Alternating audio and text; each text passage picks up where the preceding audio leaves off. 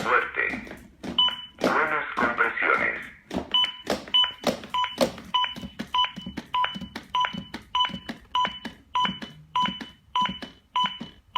Presionar más fuerte. Buenas compresiones. It's a powerful life and death drama captured accidentally on home video. In the middle of her high school volleyball game, Claire Crawford's heart suddenly stops.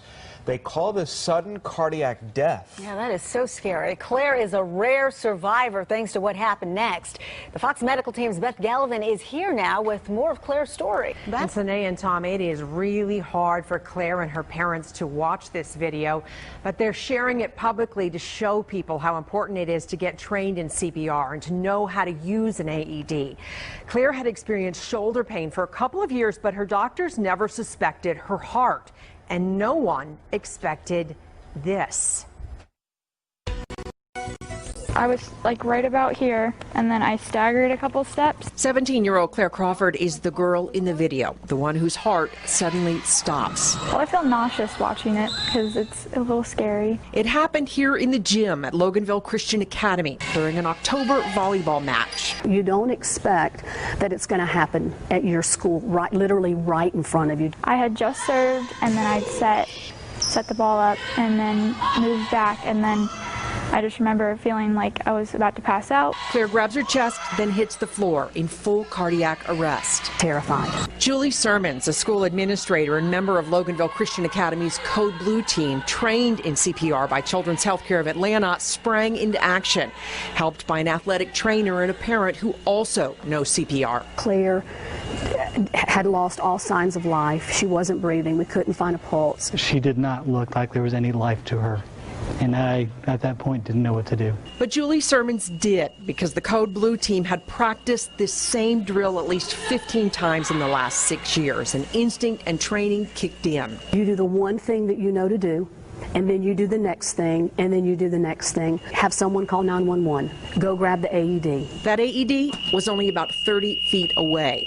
You hear a lot of noise. The machine is constantly telling you what to do. I mean, it was telling her to shock, which Julie and I kind of looked at each other, and then she pushed it. And just like that, 4.5 minutes after they lost Claire, they get her back. I woke up to one of the ladies in my face that had been giving me mouth to mouth, and the AED machine was like shouting CPR, CPR, and the alarm was going off. Claire's heart, which tests later revealed had 3 severe blockages, had slipped into a fatal irregular rhythm known as ventricular fibrillation, or VFib. And it's a rhythm that can only be corrected by a shock, so if I'd gone down and they hadn't had the AED, CPR would not have been enough to bring me back. I would have had to wait for the ambulance. Walton County EMS got there quickly in about 11 minutes. By that time, Claire was already sitting up and talking. She underwent a triple bypass, then surgery to put in an internal defibrillator. I was just blessed to be in a place where it could be treated. So, 2 weeks before that, I was in Honduras on a mountain, and there's no way if it had happened then, I would have lived. So. And this week, Children's Healthcare of Atlanta shared the video of Claire's AED save on its Facebook page. In the first 2 days, it's been viewed 7 million times. One of the comments that sticks out are, why would any school not have one of these?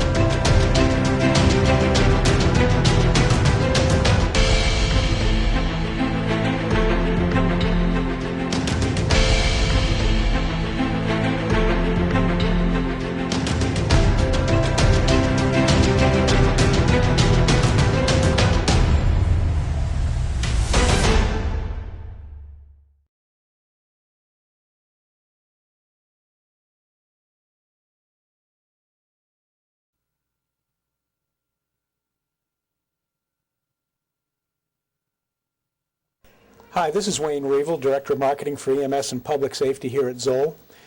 As most of you know by now, we recently released a new ad, kind of a tongue-in-cheek ad, that indicates the AED Pro could be dropped into the water and still survive. To prove that point, we took it over to the lovely downtown Chelmsford, Radisson. I'm with Robert Minicucci and Ziad El-Ghazawi, who is the Director of Engineering for this project. And there is Ziad throwing the unit into the pool and dragging it around, banging it. As you can see, this device took quite a bit of abuse in this test. I should point out this is the third time that AED Pro had been in the pool.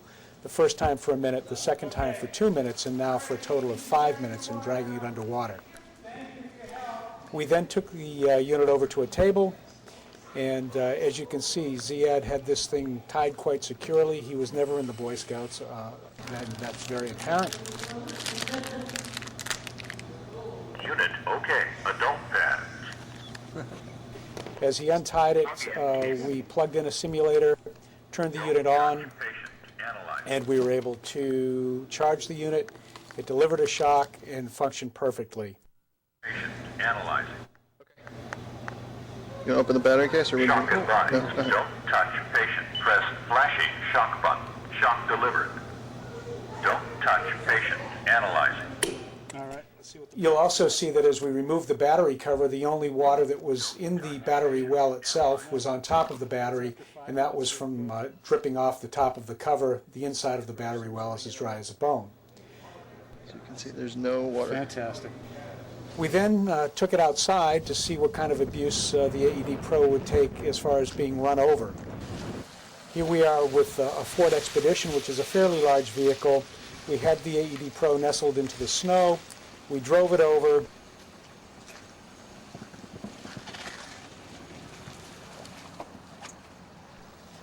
And as you can see, the only thing that happened was we actually turned the unit on with one of the tires.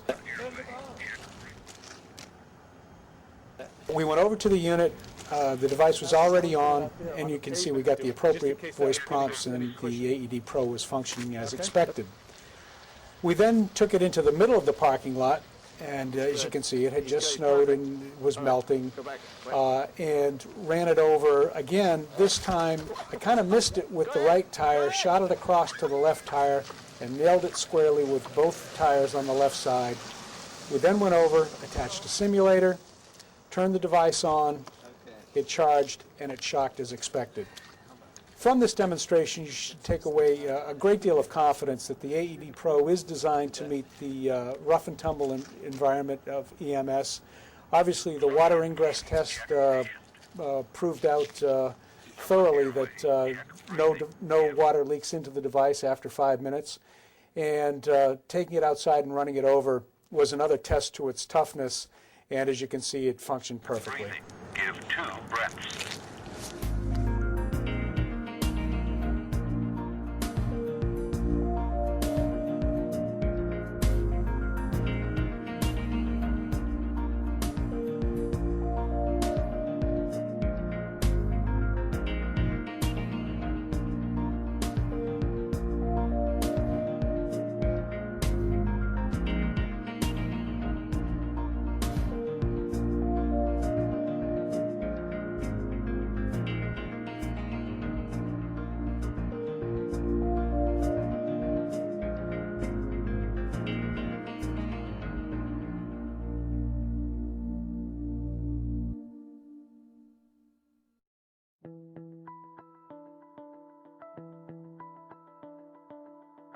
The Rescue Pod ITD is a non-invasive circulatory device that provides IPR therapy to patients requiring CPR. Recall that during CPR, positive pressure helps to circulate blood forward, while negative pressure, or a vacuum, helps to refill the heart.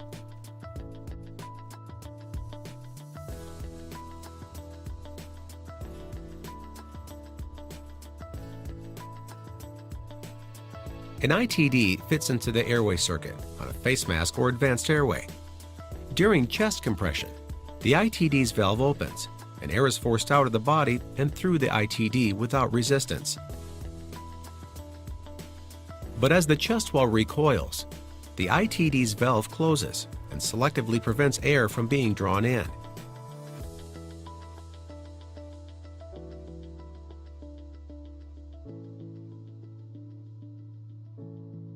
Preventing the influx of air enhances the negative pressure, which pulls more blood back to the chest and heart. Increased preload results in increased cardiac output on the subsequent compression.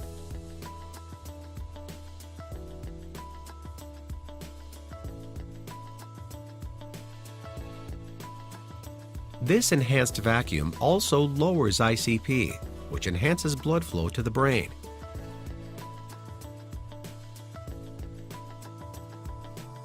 It's important to note that the ITD does not restrict the rescuer's ability to ventilate.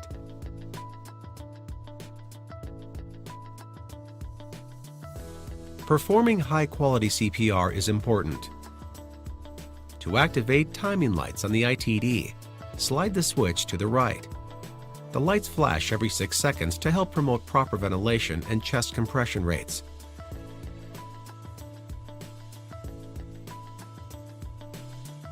To ventilate 10 times per minute, ventilate once with each light flash.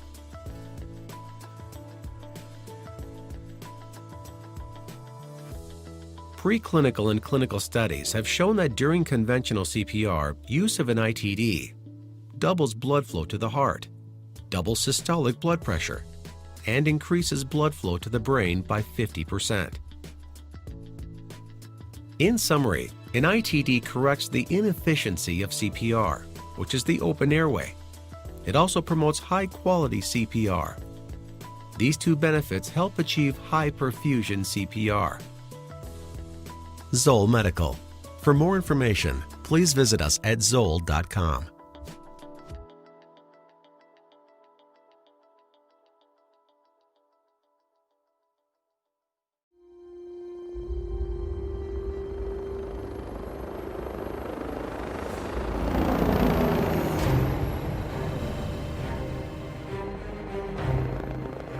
Wenn wir einen Herzinfarktpatient übernehmen, versorgen und dann möglichst zeitnah auf einen Herzkatheterplatz von der Uniklinik transportieren, legen wir schon prophylaktisch diesen Patienten unter ein maschinelles Reanimationsgerät, ohne ihn zu reanimieren, ohne ihn reanimieren zu müssen und ohne das Gerät anzustellen.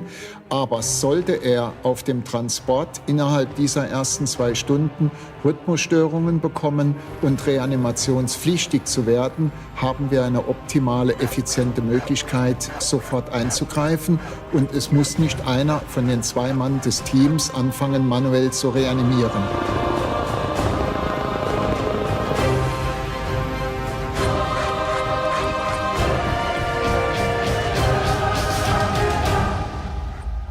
Über einen Zeitraum von einem Jahr haben wir mehrere verschiedene Reanimationsgeräte getestet.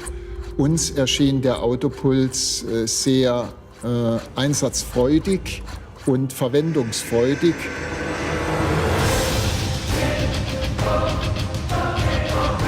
A, durch die Rückenplatte, auf der der Patient schon liegt.